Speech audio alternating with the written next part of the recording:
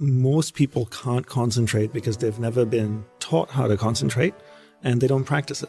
So if we don't learn to concentrate and we don't practice it, well, obviously you can't practice something you haven't learned, then how can you be good at it? And what we practice all the time is distraction. So the more you practice distraction, the better you become at it. And people are masters at distraction. People think technology is distracting. I've had so many people come up to me, hold their cell phones up to my face and go, these things are ruining our lives. And I go, no, these things are not ruining our life. This is a beautiful piece of technology.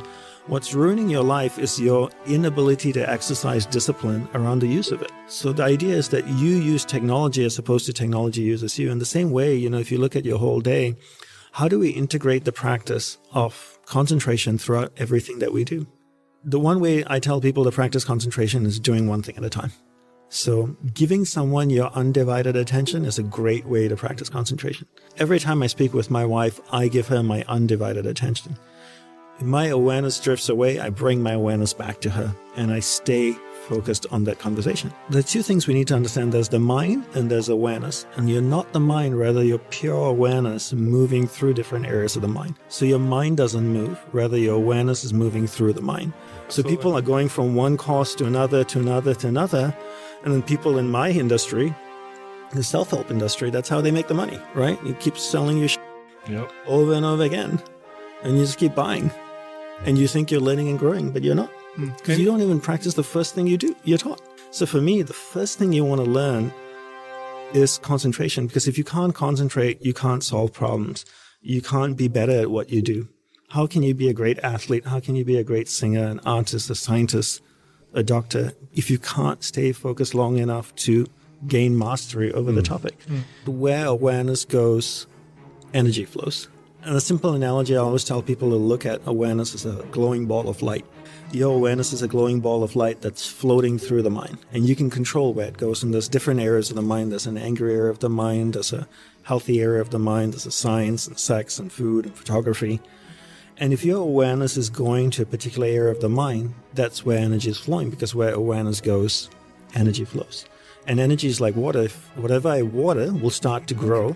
Right? So if I took a watering can and I watered a garden bed, would the weeds grow or the flowers grow?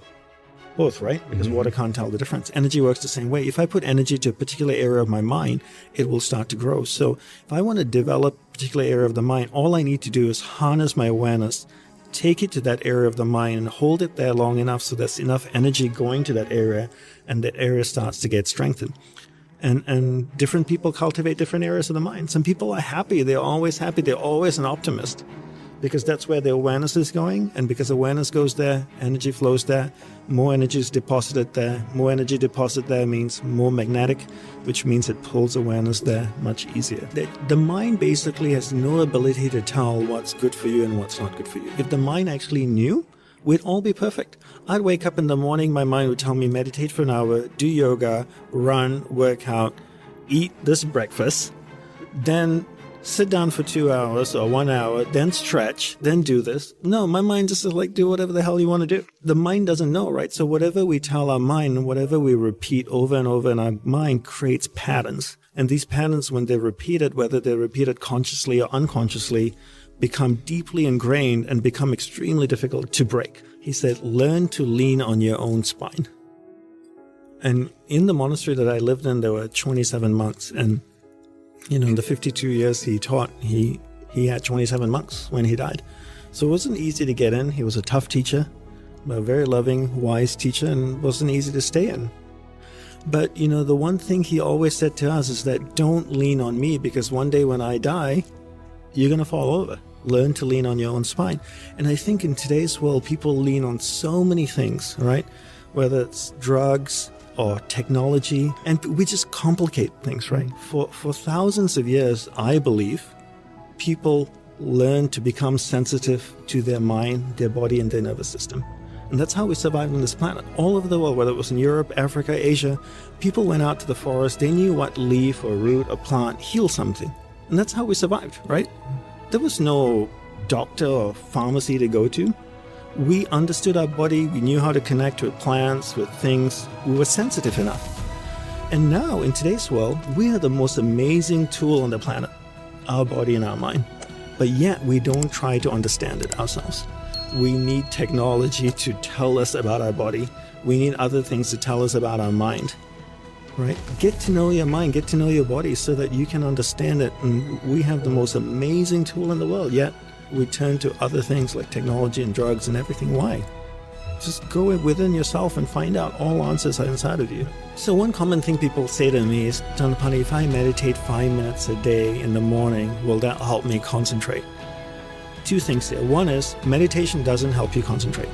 This is a total false, erroneous belief. Concentration leads to meditation. You cannot meditate unless you can concentrate. So meditation doesn't help you concentrate. Second is, look at it this way. Your whole day is a preparation.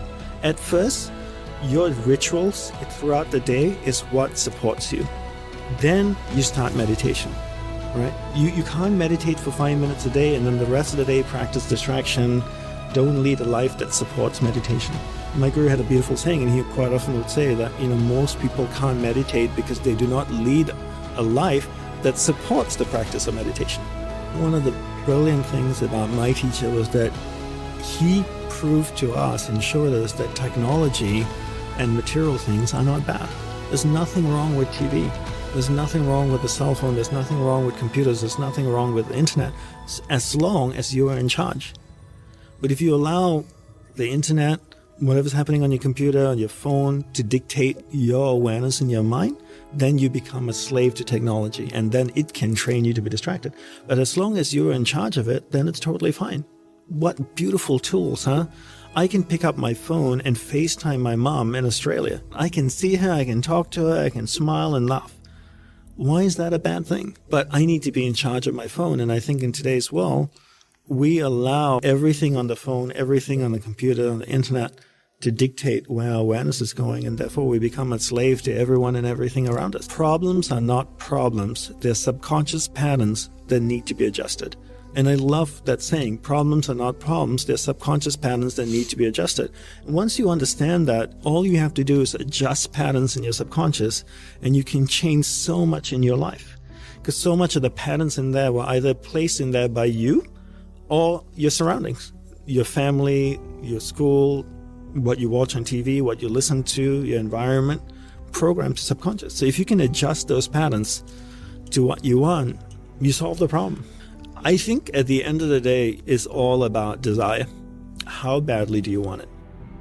And most people, to be honest with you, don't want it badly enough. And when my guru asked me, when I told him I wanted enlightenment or self-realization, he asked me, what are you willing to do for it? And I said, I'm willing to give up my life. So I was willing, in my early 20s, when all my friends were graduating from engineering school with me, they were going out and parties and shagging women and getting drunk and, earning money, buying a car, getting an apartment, traveling the world. I said no, because I wanted something more. Not that I didn't think those things were great. I wanted something more. And I think today, how many people really want to be concentrated? I would say there's so many incentives for concentrating, right? Benefits for concentration. Number one is that ultimately I would like to think that most people want to be happy. I think very few people wake up and say, I want to be miserable today. Most people want to be happy. How do you be happy? First, you become clear of what you want in life. You identify your purpose in life. You identify who and what is important in your life. Your purpose defines your priorities. Once you identify who and what's important in your life, then when you're doing what you love, when you're spending time with the people that you love, how do you get the most out of it? So if you love going to the gym and working out for an hour, how do you get the most out of it? You get the most out of it by being able to be concentrated while you're doing that. So if I love spending time with my best friend, having a glass of wine with him and sitting with him for an hour and chatting gives me tons of joy, and that's a priority in my life. The only way I can get the most out of the experience is learning how to concentrate. If I can give him or her my undivided attention for an hour, I can get the most out of that experience. The byproduct of that is I feel happiness. Right? At the end of the day, if you really want to have a life that's a happy life, you really have to be clear who and what's important in your life. And in doing those things, you have to be fully present. And the only way to be fully present so that you can fully experience those experiences is to be able to be concentrated.